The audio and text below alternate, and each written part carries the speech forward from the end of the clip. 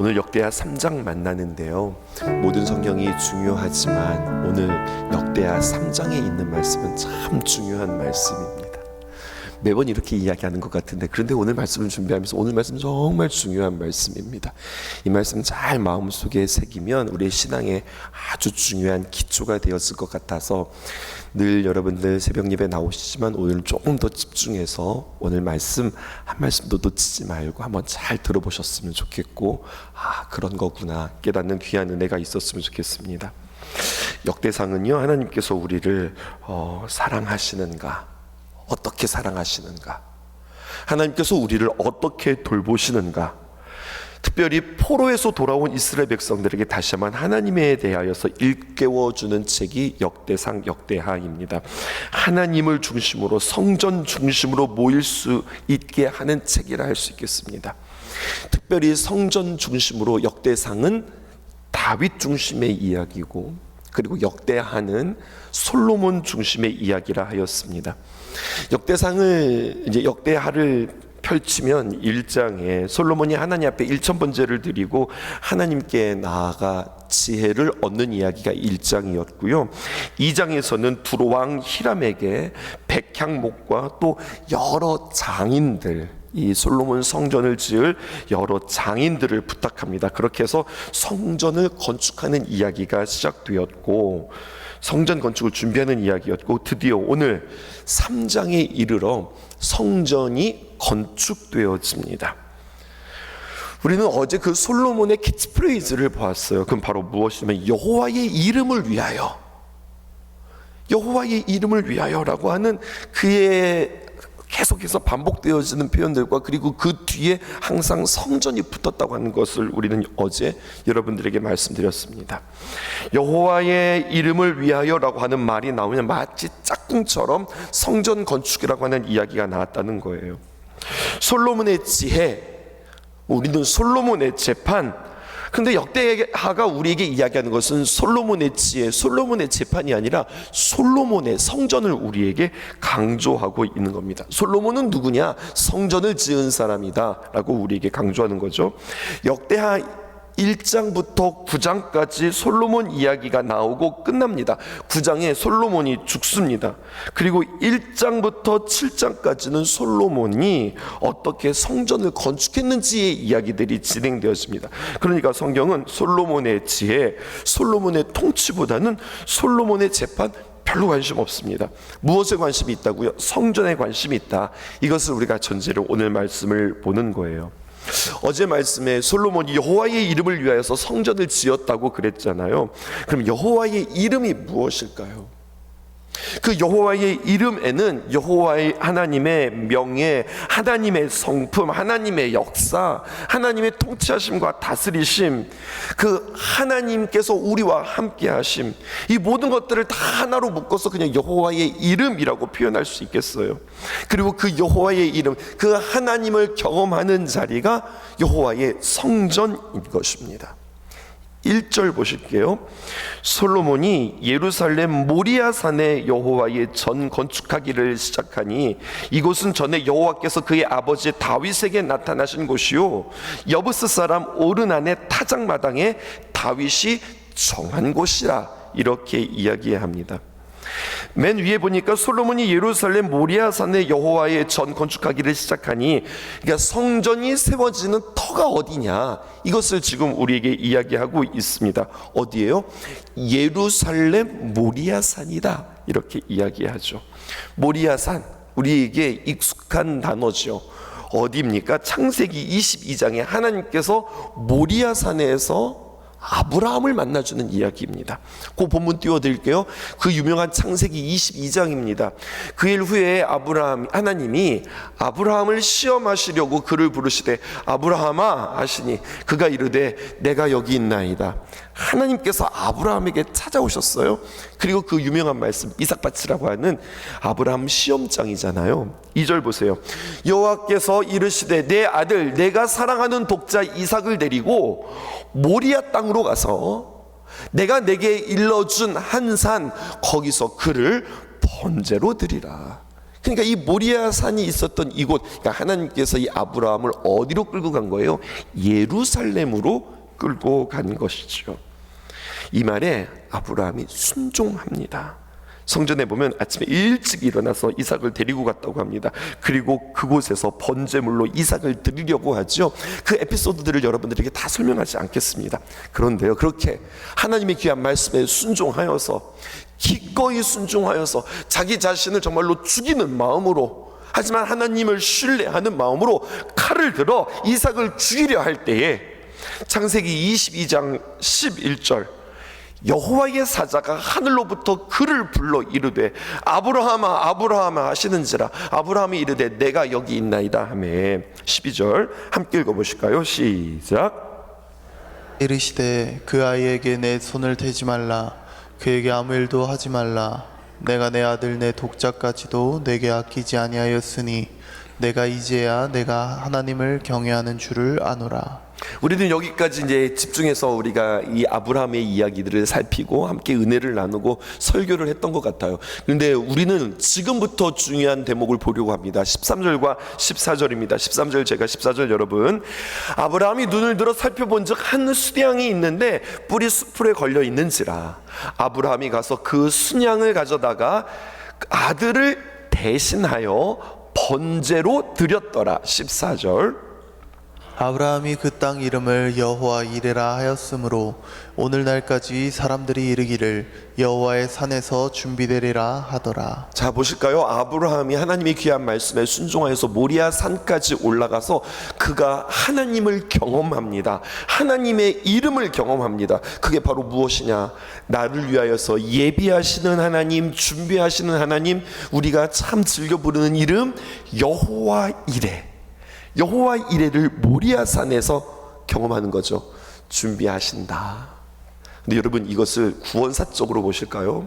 하나님의 구원의 역사로 보실까요? 복음의 관점에서 보실까요? 우리는 여호와 이레 하면 하나님 나 준비하셔, 하나님이 나의 쓸 것 준비하셔, 하나님이 나의 모든 것들을 필요하고 준비하시는 하나님이야, 이렇게 고백하지만 사실은 이 모리아산과 아브라함의 이야기를 우리가 연결하면서 구원의 구속의 역사로 볼 때에 하나님이 준비하신다라고 하는 것은 예수 그리스도를 통하여서 우리에게 천국을 준비하시는 그 이야기가 모리아산의 사건이었습니다. 아들을 이삭을 번제로 바치라고 하셨던 그곳, 그런데 그곳에서 아브라함의 아들이 바쳐지지 않습니다. 왜냐하면 하나님께서, 이 단어 마음에 잘 담으세요, 뜻을 돌이키셨기 때문에 그렇습니다. 그리고 훗날 이 모리아 산에 있는 이 예루살렘에서 누가 죽습니까? 예수님이 십자가에 못 박혀 죽으십니다. 예수님께서 하나님의 아들 독생자가 자기 자리에서 제물로 드려지는 완전한 제사를 이루는 곳이 예루살렘이에요. 그러니까 성전이 어디에 세워지는가? 예루살렘. 바로 하나님께서 아브라함을 여호와의 사자를 통하여서 만나신 곳. 그래서 하나님께서 만나주셨다, 하나님께서 예배해 주셨다, 이것뿐만 아니라 하나 마음에 새기라고 그랬죠. 죽음의 계획을 바꾸시고 마음을 돌이키신 곳, 정확하게 말하여서 대신 죽으신 자리, 그 자리가 모리아산이라는 거예요. 이해하셨죠? 그리고 다시 한번 오늘 본문 보실게요. 1절, 솔로몬이 예루살렘 모리아산에, 그 모리아산에 여호와의 전 성전 건축하기를 시작하니 그곳은 전에 여호와께서 그의 아버지 다윗에게 나타난 곳이요 여부스 사람 오르난의 타작마당에 다윗이 정한 곳이라. 여호와께서 그의 아버지 다윗에게 나타난 이야기를 우리는 본 게 아니라 누구를 본 거예요? 여호와께서 그의 조상 아브라함에게 나타나셨던 그 모리아산, 창세기 22장을 보았는데 이 사건이 한 번 더 있었습니다. 그게 바로 무엇이냐면 역대상 21장이 있었던 또 하나의 에피소드예요. 역대상 21장에 가면 어떤 일이 일어나느냐, 21장 1절에 보면 놀라운 표현이 기록되어 있습니다. 사탄이 일어나 이스라엘을 대적하고 다윗을 충동하여 이스라엘을 계수하게 하니라. 그 유명한 다윗의 인구조사 사건이 있었어요. 다윗이 하나님의 은혜와 하나님의 계획대로 왕이 되었습니다. 하나님의 통치하심, 하나님의 임재하심으로 그가 왕위를 잘 이어갔어요. 어렵고 힘든 시절 다 지나갔어요. 이제 하나님께서 그에게 은혜를 베풀어 주셔서 그의 영토가 점점점 확장되어지는 번성기를 그가 누리게 되어집니다. 그런데 그때 언제나 여러분 말씀드리죠. 사람은 산에 올라갈 때보다 내려갈 때 조심해야 되고 안 될 때보다 잘 될 때 조심해야 한다고 했다고. 다윗이 정말로 태평성대를 누릴 때 이때 사탄이 그를 충동합니다. 그래서 죄를 짓게 만듭니다. 어느 날 쓱하니 자신의 마음속에 어떤 마음이 드느냐, 내가 지금 얼마나 많은 군대를 소유하고 있지? 그 군대를 숫자를 세기 시작하는 거예요.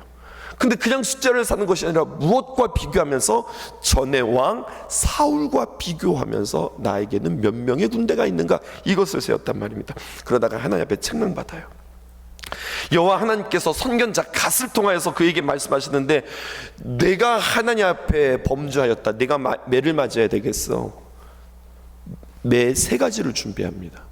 첫 번째 매는 무엇이냐? 3년의 기근이 있다. 두 번째, 3달 적군에 의하여서 너희들이 패하게 되어지고 적군에게 쫓기는 일들의 매가 있다. 세 번째, 3일 동안 여호와의 칼 전염병으로 인하여서 그 땅에 그 전염병이 유행하게 되어질 거다. 선택해라. 3년이냐 3달이냐 3일이냐. 그때 다윗이요, 짧으면 좋다고 3일을 선택했습니다. 근데 여러분, 짧다고 3일을 선택한 것이 아니라 여기에 한 가지 단어가 들어갔어요.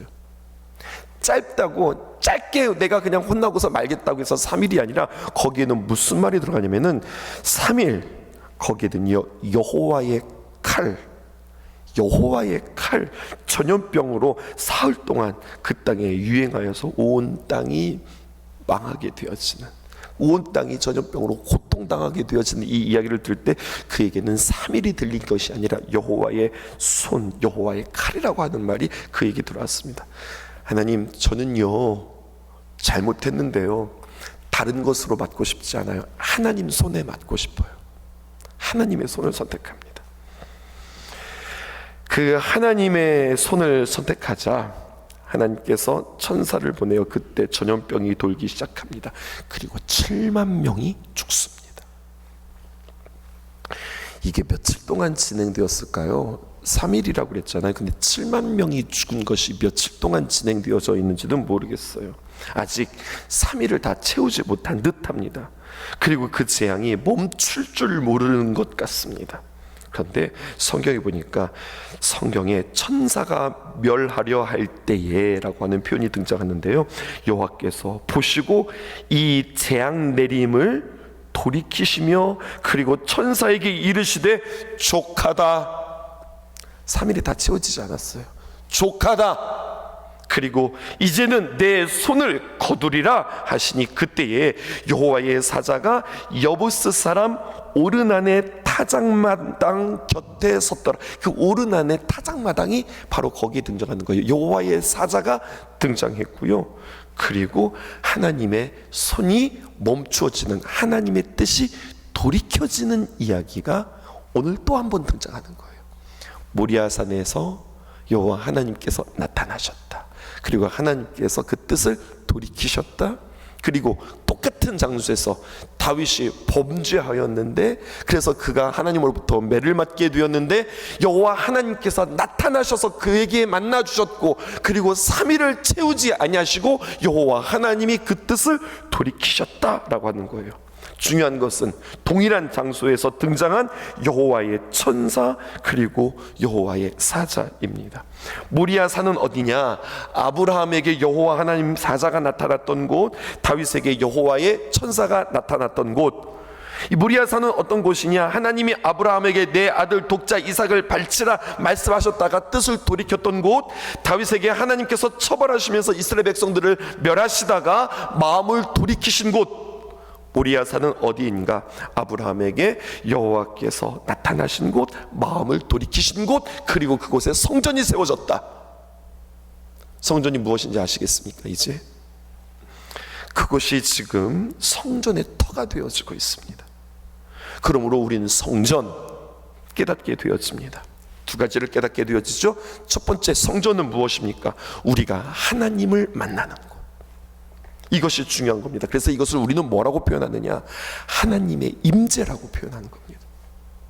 언제나 오늘도 신성교회 오신 여러분들을 주님의 이름으로 축복합니다. 여러분, 이 시간 주님 앞에 예배하실 텐데요, 이 시간 무엇보다도 성령님의 귀한 감동을 통하여 하나님의 귀한 임재를 구하는 귀한 기도가 먼저 여러분들에게 있기를 원합니다라고 저는 언제나 여러분들과 함께 예배를 시작하면서 예배로 초청할 때에 하나님의 임재라고 하는 말을 늘 사용했습니다.